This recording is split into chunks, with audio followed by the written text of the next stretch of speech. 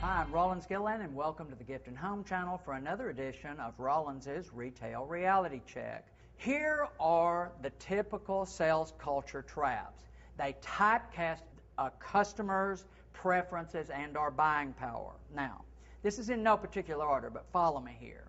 In other words, they say that because Mrs. Jones always buys this, that's what Mrs. Jones likes, and that's what she's going to buy. They never really seem to think in terms of alternatives that she'd like. And as I've said before, if you only think that you know that she's only going to buy the same thing over and over again, then you're going to show the same thing over and over again, and they're going to end up shopping someplace else, but still coming to you for that one thing. Now, they're unproductive between customers. Now, what does that mean? You see it all the time. They're all over the customer. The minute the door opens, in mid-sentence, they're right there. But when they're not, they're whining. They're lying around like camels in the sand dunes in a Saharan desert. Who needs it? Here's what I know. Make that time count. It also, makes the time pass faster.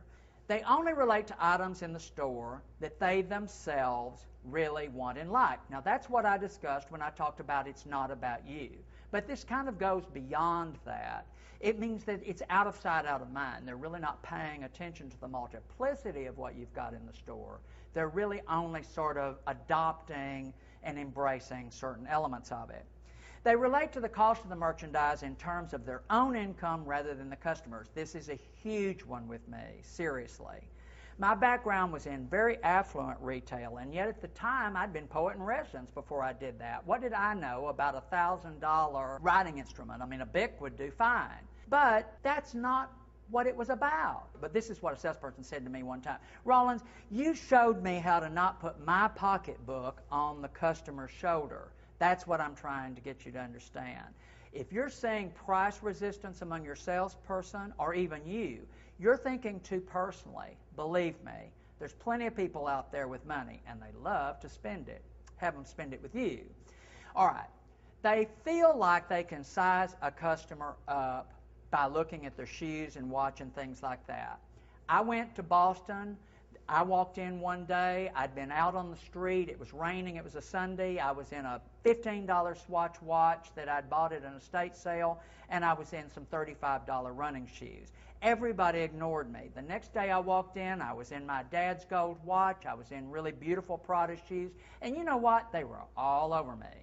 And when the guy went to help me and was being so solicitous, I pointed out to him, I said, how did you choose me as your potential customer? And he said, well, I could look at you and tell, you're a real gentleman, you really, love the finer things, you understand. Look, and I pressed him.